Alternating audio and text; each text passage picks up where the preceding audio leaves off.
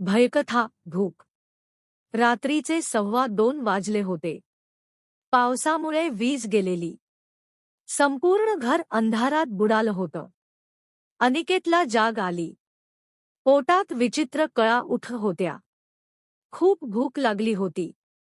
तो उठून स्वयंपाकघराकडे गेला. फ्रीज उघडला. रिकामा. कपाट उघडलं. तिथेही काहीच नाही. तेवढ्यात त्याच्या कानावर एक आवाज आला. भूक लागली आहे ना? अनिकेत दचकला. घरात तो एकटाच होता. त्याने आजूबाजूला पाहिलं. कोणीच नव्हतं. भास असेल असं म्हणत तो मागे फिरला. पण आरशात त्याचं प्रतिबिंब दिसत नव्हतं. फक्त एक काळी सावली. ती सावली हसत होती. ओठातून काळं पाणी गळत होतं. 3 दिवस झालेत. तू मला काहीच खाऊ घातलं नाहीस.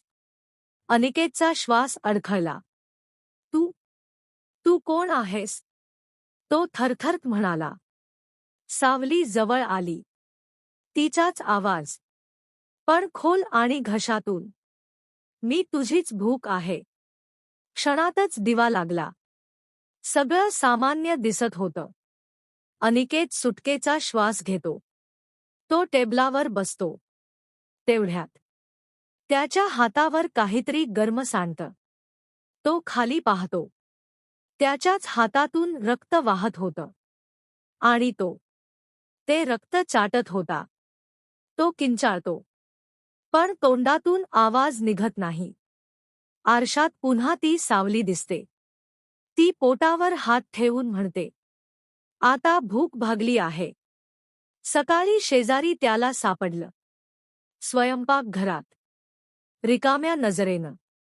आणि भिंतीवर रक्ताने लिहिलेलं. भूक माणसाला नाही खात. माणूसच भुकेला खातो.